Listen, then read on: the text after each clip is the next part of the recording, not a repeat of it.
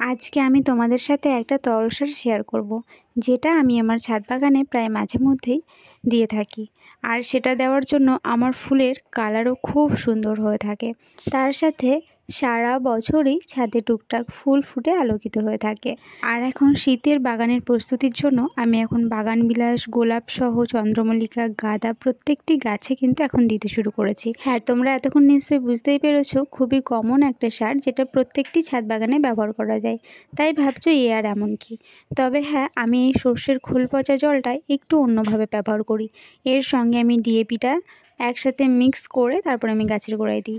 DAP দানা direct গাছের গোড়াতে তোমরা দিয়ে থাকো, আমিও দিয়ে থাকি, কিন্তু আমি এইভাবে ব্যবহারটা বেশি করি। 3-4 দিন ধরে আমি সর্ষের খোলটাকে পচিয়ে নিই।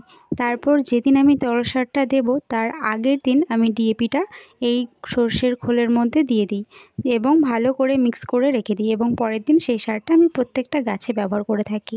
আর এইভাবে কিন্তু আমি ভীষণ ভালো রেজাল্ট পেয়েছি, তোমরা চাইলে ব্যবহার করতে পারো।